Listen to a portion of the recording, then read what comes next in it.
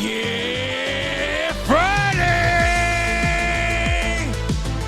Welcome to the Ranting Weight Watcher podcast, the future #1 weight loss podcast in the world. I am your host, Donato Russo. I hope you enjoy the show today. If this is your first time here and you enjoy the show, please like, share, comment, and subscribe. If the podcast app you're listening on allows you to rate the show, please leave a 4-star or 5-star rating. Any rating is greatly appreciated. This is episode 95. We are officially 5 episodes away from the big 100. That's a very special episode to me. I cannot wait to show it to you guys. Let's not hold anything back. Let's get into this. So I want to talk to you a little bit more about Murphy's Law. So if you haven't listened to last week's episode, I'm calling this week's episode Murphy's Law Part 2, Blindsided. So now, last week, or 2 weeks ago, I should say, 2 weeks ago, I made an announcement about the 2 Facebook groups I have, the Ranting Weight Watcher podcast page and the Ranting Weight Watcher Consistency Challenge page. And I invited anyone who was interested to join either one. But the Consistency Challenge page is a specific page for people looking to become consistent in certain aspects in their life. Everybody in that group is there for their own reasons. We're not all working toward consistency in the same thing. We are all holding each other accountable. That group has grown in the past week and a half astronomically. When I first made the announcement, there were 59 members in this group. There are now 100 members in this group. And it's filled with a bunch of people who work hard every day to get the job done. They want to succeed at all costs. And they've decided that consistency is the key to getting to where they want to go. And learning how to be consistent, along with a bunch of other people trying to learn the same thing, they decided that's helpful to them. If you feel like it's something you need, all you need to do is go to Facebook and search RWW Consistency Challenge in the group section. Ask to join the group, I'll let you in. That's all there is to that. But anyway, we had a bunch of new members join and a bunch of people with declarations of they want new and great things for their lives. And so my last episode spoke about Murphy's Law and how when you make these declarations over your life, things tend to go wrong. And it's all to test your will. How far will you go to actually accomplish what you said you would accomplish? How much will you fight to actually accomplish what you said you would accomplish? You invite Murphy's Law into your life the minute you declare something. If you never declare anything, Murphy's Law kind of just sits back. I wanted to impart on them that these things they've declared are wonderful, and now they have to be on guard. Because Murphy's Law will take effect in their lives. And everything that comes at them, they must make sure that the declarations they made stay intact at all costs. Because when you make a declaration over your life, the minute you fail is the minute you're going to condemn yourself more than anything you've ever done. Because here you are declaring in public what you are going to do. And when you fail at it because of some slip up, you're going to ridicule yourself even more than if you never made the declaration and you just said it to yourself. Even worse. So I had to warn them what was coming for them. Well, I guess Murphy's Law didn't like that I did that. Murphy's Law did not like that I made a bunch of people aware what would happen if they declared good things in their lives and started to work hard toward those good things. Now, some of you already know this story, so bear with me a second because this is for newcomers. So a few weeks back, we were told that our whole company is switching to a new system, and we have to implement training on this new system. Now, they didn't have enough people to train given the number of employees in the company. So what they decided to do was train a bunch of people that they would call credentialed trainers. I was chosen to be one of these people. My training to become a credentialed trainer started on June 6th. So not only am I learning the new software that my entire company needs to jump into, not only am I learning that, I am learning how to teach it. I have been known in my department as someone who just knows the system well. So when people have questions, they tend to come to me. Is that always an advantage? No, it's not. But besides that, I am often chosen to train the system because I understand it so well. And this, I can say, is why I've been chosen to become a credentialed trainer. So I'm thinking, no big deal. I'll get into this and I'll teach it.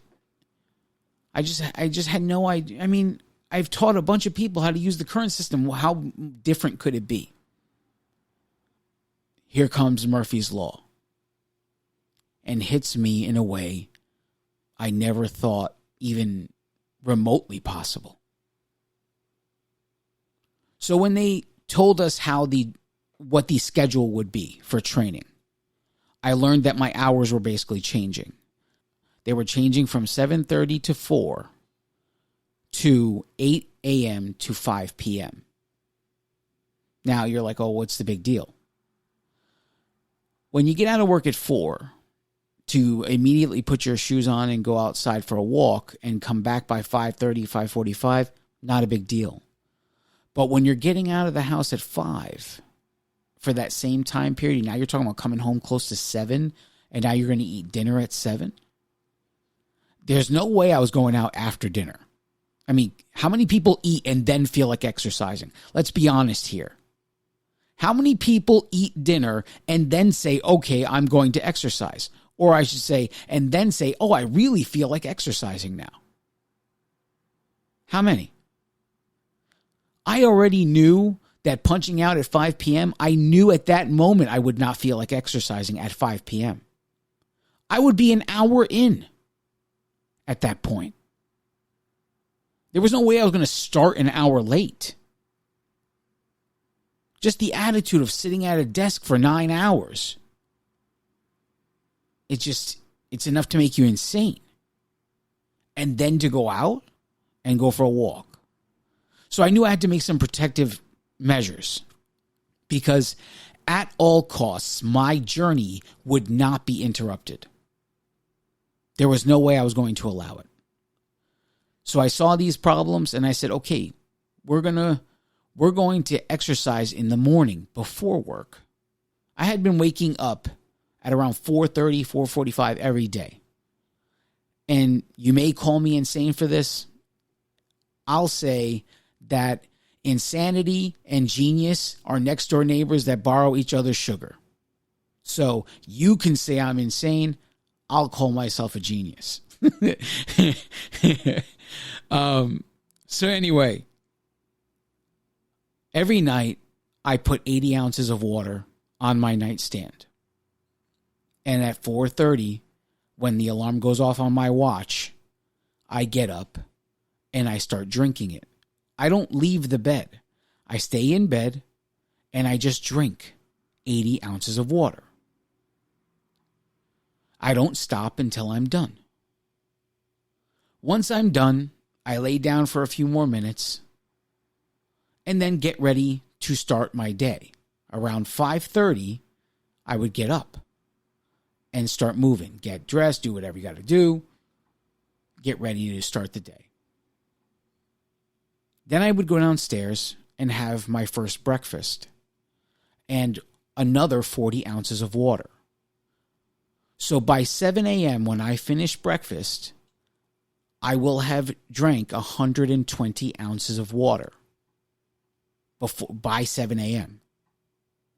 and only needed another 40 ounces to make my daily goal every day. And that's what I was doing for months. I was doing that for months. So I said, I'm going to have to use this. I'm going to have to rearrange some things here. So instead of waking up at 4:30 to drink water, I was at 4:30 going downstairs to do exercise. And now I refuse to go out in the dark because a few months back, had a little incident with a wild animal, and I am, let's just say, I'm not going to be walking in the dark anytime soon in this area of Florida because I saw something. It was a silhouette, kind of looked like a cat, a really, really, really big cat. Now, I've been told that there are bobcats that are native to Florida, and I've also been told that the Florida panther is all over Florida as well. So this thing that looked like a cat, it was just a shadow, looked up at me. It was facing me. It was eating something. It looked up at me, decided I wasn't worth dealing with, picked up whatever it was eating, and went into the heavy bush to the other side of the road. Now, at this moment, I feel like my ghost is leaving my body because that's how terrified I am. But like a crazy person I am, I continue through my walk.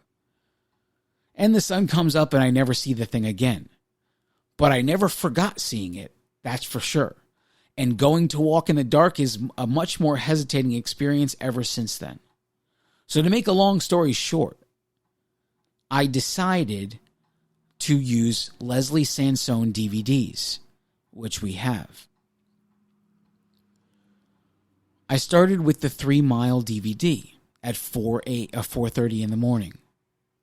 I did it Monday, Tuesday, Wednesday, took Thursday and Friday off, and then Saturday and Sunday did my normal outdoor walk because I didn't want to let go of the outdoor walk.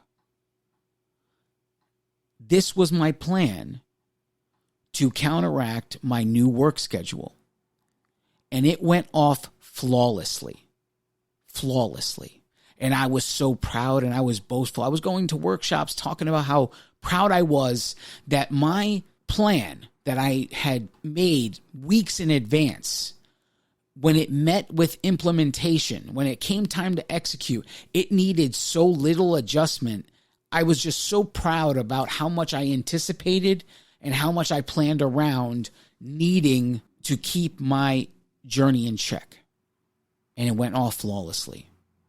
And like I said, I showed up in workshop after workshop talking about how proud I was that I anticipated this and executed almost flawlessly.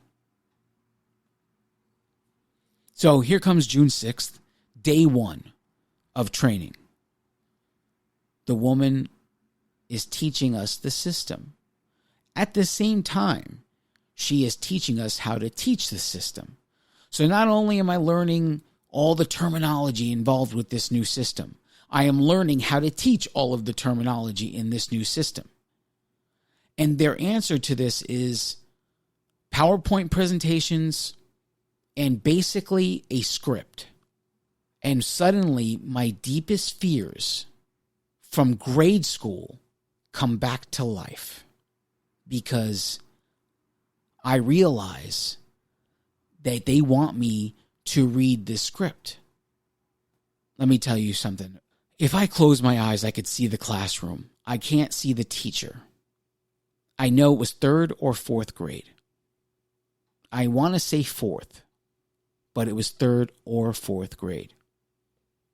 We had a teacher that asked everybody in the room to read when she was doing her lesson. So she would assign, one by one, a paragraph to every student. And the first time it was my turn to read, I realized that reading in your head and reading out loud are very, very different things. And I sounded like I didn't know how to read at all. I was fumbling and mumbling and all kinds of stuff, stuttering, all kinds of mannerisms that came up when I was this first time. And so I'm already the fat kid at this point. I'm already someone who they're making fun of because I look different.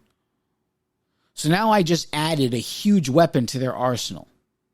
The same people that bully me, the same people that make fun of me on a day-by-day basis are now telling the world I can't read and imitating me to the world, to anybody who would listen to them. At gym, at recess, at lunchtime, they would reenact all my mannerisms to make fun of me of how I read out loud. And I got so obsessed over it, so obsessed that every time I went to this class, I knew this was what the teacher was going to do. And as soon as I knew what order the paragraphs were being given out in, I quickly made the count and figured out which paragraph was my paragraph. And I didn't get anything from the entire lesson because I was so busy reading and rereading my paragraph that basically when it came time for me to read it, I almost had it memorized. It was how I learned how to deal with the problem. And still, all of the stuttering, all of the mannerisms came out when I was reading out loud, even though I had the majority of it read. We're going to take a break. When we come back, more about this. Don't go anywhere.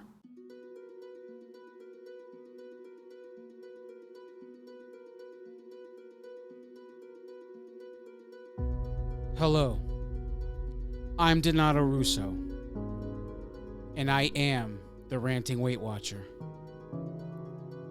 I wrote an affirmation. It's called the Ranter's Creed. I dedicate that affirmation to all of you who are watching.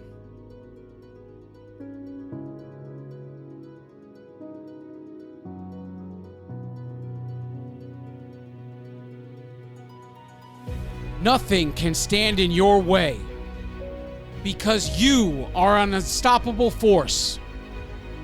Your challenges crumble in your presence because you are so strong. Your insecurities no longer have power over your life because you are so confident. Your mistakes are your choices, and you are okay with this because you are so intelligent. The mirror and the scale no longer haunt you because you are so beautiful. You can face any circumstance with unwavering support because you are so loved.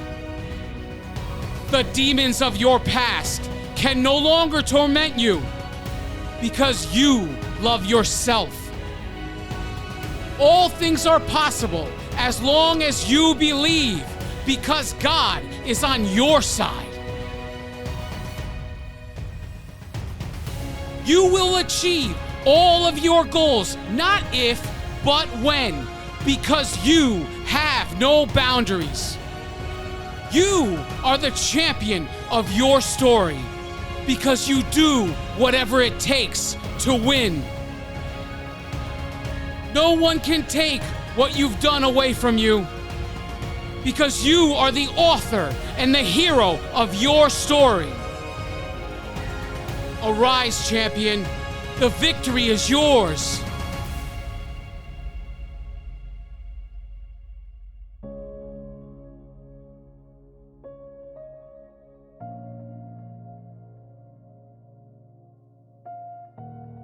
Because you are enough.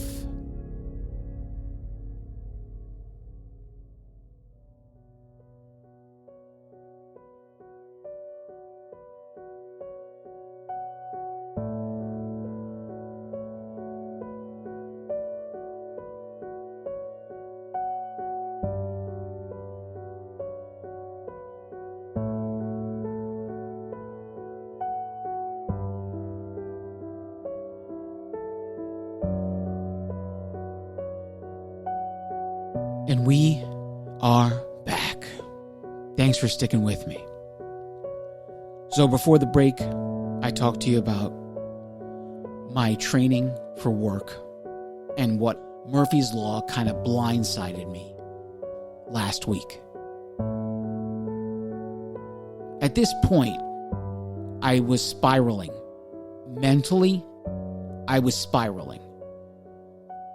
My mentality was down the tubes when I realized, if I applied the same theology, that I would try to memorize the entire script on how to teach these people the new system. Some of these lessons are 10, 20, 30 pages long. I'm going to memorize 10, 20, and 30 pages. And realizing how big these lesson plans were, all it made me do is freak out. I was in a mental state from 8 to 5 last week, and it's still continuing to this week. Here we are. It's the 14th. It's continued right into this week. I can't stop it. I'm terrified. Terrified. And I realize the truth that my method of memorizing will never, not only will it not work in this case at all, it never fixed the problem to begin with. So I've been doing things this way, even for this podcast. Whenever I would need to read something to you guys, if you add any clue how many times I read it over and over and over again, so I wouldn't sound like some illiterate person behind this microphone. If you knew what I go through just to read a few sentences. My show notes, when I go to talk to you guys, they consist of a few words just to jog a memory. And the rest comes from my heart. Sometimes it's as much as a sentence. Just to get the thought process going. A sentence. I foolishly thought that when I was asked to be the credentialed trainer, I believed that my skills for having a podcast would make me a great teacher. I was a fool. A fool. I never saw this coming. Every day from 3 to 5 is like our own time. And it is to familiarize ourselves with the lesson plans during this time. And this is the time of day where I feel the most lost. I feel like mentally I'm going insane. I have zero guidance. I feel like a blind man in a round room looking for the corner. That's what I feel like.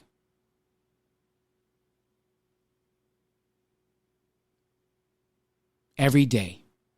It's the longest 2 hours of my life. I don't know how else to say this.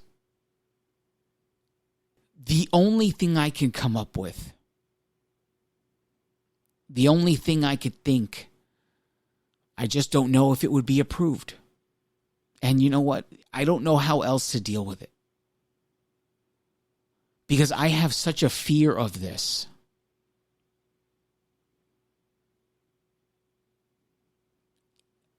But the only thing I could think of is to know the system and to just know it so well, like I know the current system, that I could teach it my own way.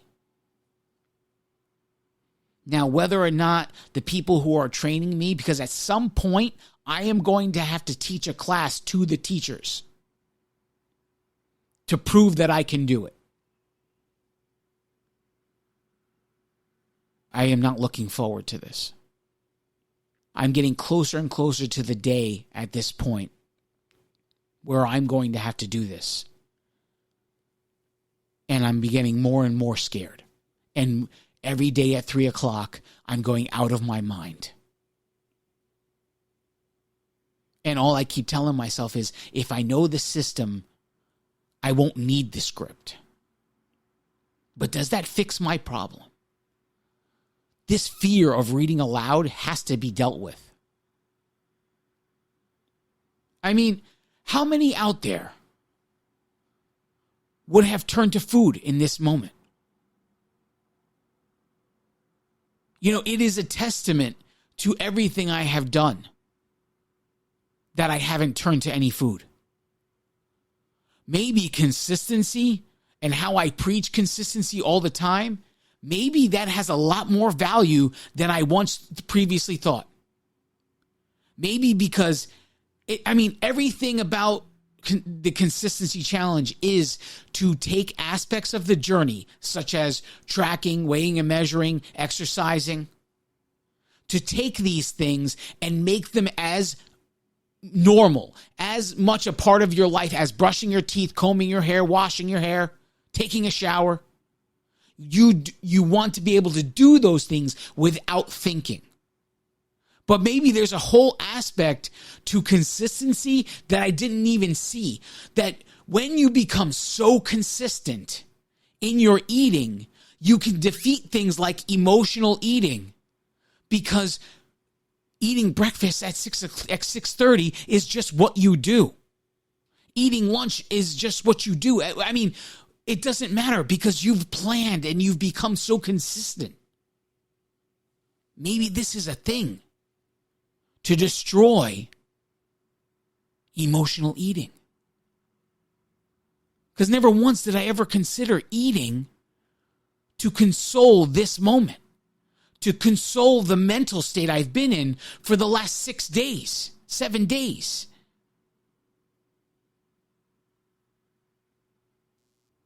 All I know is it was probably the worst week I've had in a long time. And so little of it had to do with actual work. It was more of being caught up in the 4th grade. In my mind, I'm back in that classroom. And I'm terrified that my turn is coming. I'm terrified.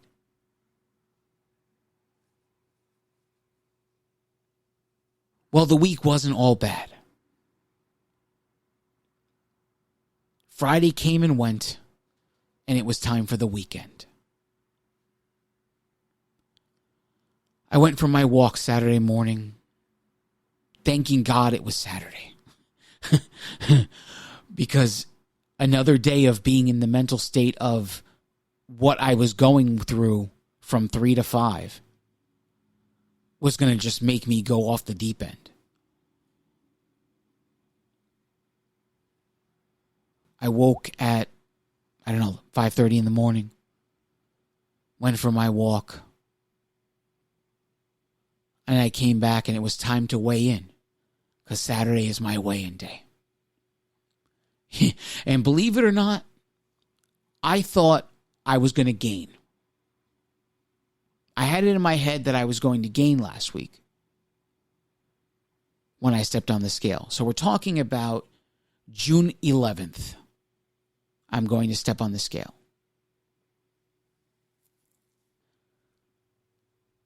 Like every time, especially during the time of going to the personal trainer, when I switch things up with exercise, I tend to have weight fluctuations that go in the wrong direction. So having switched to Leslie Sansone and feeling the difference of a workout, I mean, because Leslie Sansone workout, I walk for an hour and a half, 2 hours, and my heart rate barely ever breaks 120 anymore. When I first started, I was 150, my heart rate would be 150 beats per minute, no problem. But here I am, at this point, 140 some odd pounds down. And I'm barely breaking. If I hit 120, that's a good day. And we're talking about a 2-hour walk or an hour and a half, depending on the day of the week. So these new implementations were 45 minutes. And I was scared of that too. Going from an hour and a half or 2 hours to 45 minutes. I'm losing a lot of time here. And someone said to me, sometimes it's about quality, not about quantity. And I mean, I took what they said with a grain of salt. I didn't say I didn't believe it. You know, it's just a skeptical thing. I got to see it to believe it kind of a thing. So, because for that reason is the reason I thought I would gain. Number one, drastically reducing the amount of work. Number two, it's being a new type of workout. It would be swelling involved in, you know, because a Leslie Sansone workout is not just walking in place. She does a lot of things to bring up your heart rate, to bring down your heart rate, to work muscles that you don't work when you're walking. I got on the scale, and I knew what number it had to be in order for me to hit the goal I've been chasing for well over a year. I lost 4 pounds on Saturday.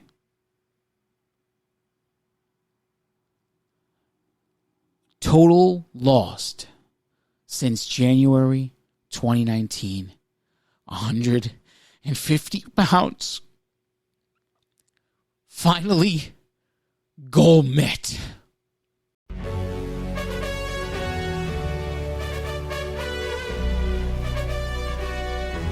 You know, on January 12th, 2019, I stepped into the WW studio over in Coral Springs, Florida, and I had one thing in my mind, and that thing was that I was going to lose 200 pounds, and I was going to reevaluate my life at that point. I didn't know how I was going to look or feel at 200 pounds down, but I knew I was going to get there and then make a decision of what the real work is going to be from that point on. And here I am. I'm in the fourth quarter. The fourth quarter. The final 50 pounds lay in front of me. 49.8 pounds to go. How many people quit their journeys before they even reach halftime? And here I am in the fourth quarter. The quarter that champions are made in. If you would grasp some of the things I tell you, you could be here too. Every single last one of you can be right here with me, chasing your goal once and for all, forever. Because the majority of this battle is not anything you can do physically. It's everything you can do mentally. The parts that you can control physically are so little, such a little part of it. Everything is mental. If you can defeat the enemy within, the enemy in front of you no longer matters. That's it. I'm in the final 50. The final 50 pounds are on my way. I'm going to get never once did I ever think I'd be here. But now that I'm here, there's nothing can stop me. Nothing can stop me. And nothing can stop you either. You have to want it. No one can want it for you. You have to apply. Listen, you've been doing things your way for how long? And how long has it been working? It is time to do things differently. You have to think of yourself in a new way. You have to see yourself that goal. Picture it day after day, week after week, year after year. You have to see it. You have to see it now when it doesn't exist, because that's how it comes to be. It's all up to you. No one could do this for you. No one. Not me. Not anyone. Only you. Nobody is more capable than you. I love each and every one of you. God bless you all.